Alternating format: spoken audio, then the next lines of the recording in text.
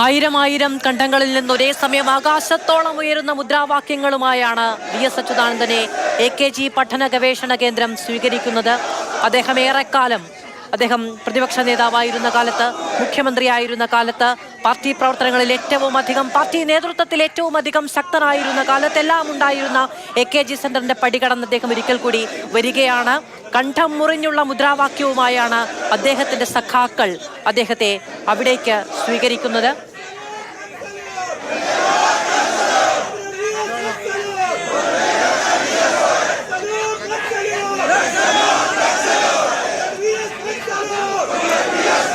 വിഭക്ത communist പാർട്ടിയിൽ നിന്ന് നടന്ന CPIM രൂപപ്പെടുമ്പോൾ വഴിയും വിളക്കുമായിരുന്ന നേതാക്കളിൽ അവസാനത്തെയാൾ. നേരത്തെ മുഖ്യമന്ത്രി പിണറായി വിജയൻ തന്നെ പറയുന്നുണ്ടായിരുന്നു, അവരിൽ ആരും ഇനിയില്ല എന്നുള്ളത്. അതായത് ഒരു കാലഘട്ടമാണ് VS-നൊപ്പം അവസാനിക്കുന്നത്, ചരിത്രമാണ് VS-നൊപ്പം ഓർമ്മയാകുന്നത്. ആ നിലയ്ക്ക് കേരളത്തിന്റെ വർഗ ബഹുജന രാഷ്ട്രീയത്തെ സ്വന്തം ജീവിതം കൊണ്ട് അടയാളപ്പെടുത്തിയ ധീരസഹാവിന് മരിച്ചിട്ടില്ല, ഞങ്ങളുടെ ചോരയിലൂടെ ജീവിക്കുന്നു എന്ന മുദ്രാവാക്യത്തിലൂടെ അല്ലാതെ അണികൾ എങ്ങനെ വിട നൽകും?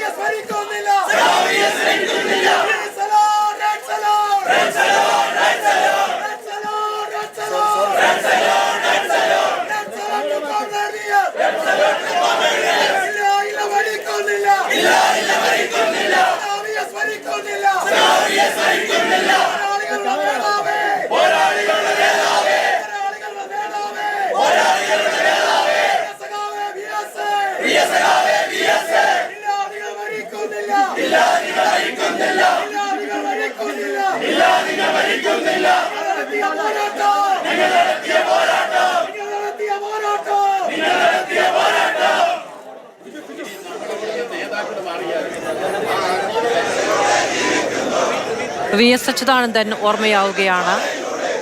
പാർട്ടി കൊടി അദ്ദേഹത്തെ, പാർട്ടി ജനറൽ സെക്രട്ടറി അടക്കം, മുഖ്യമന്ത്രി അടക്കം അദ്ദേഹത്തിന്റെ ഭൗതിക ശരീരത്തിൽ പുതപ്പിച്ചിരിക്കുന്നു. രാഷ്ട്രീയം തലച്ചോറിലേക്ക്, മനസ്സിലേക്ക്, ജീവിതത്തിലേക്ക് പകർന്ന കാലം മുതൽ, 17-ാം വയസ്സിൽ പാർട്ടി അംഗത്വം നേടുന്ന കാലം മുതൽ ഇങ്ങോട്ട് ഏതൊക്കെ കാലത്ത് മുഷ്ടി ചുരുട്ടി മുദ്രാവാക്യം വിളിക്കാൻ, ലാൽ സലാം പറയാൻ വി.എസ്. എഴുന്നേറ്റ് നിന്നിട്ടുണ്ടോ അപ്പോഴൊക്കെ നെഞ്ചോട് ചേർത്ത് അദ്ദേഹം പിടിച്ച പാർട്ടി കൊടി ഒരിക്കൽ കൂടി അദ്ദേഹം അണിയുകയാണ്. ആ രക്തപതാക പുതച്ചു തന്നെയാണ് വി.എസ്. നിത്യതയിലേക്ക് പോകുന്നത്. അദ്ദേഹത്തിന് കണ്ഠമിടറുന്ന മുദ്രാവാക്യം വിളികളോടെ അണികൾ, അദ്ദേഹത്തിന്റെ വഴി നടന്നവർ, അദ്ദേഹത്തിന്റെ സഖാക്കൾ യാത്ര നൽകുകയാണ്.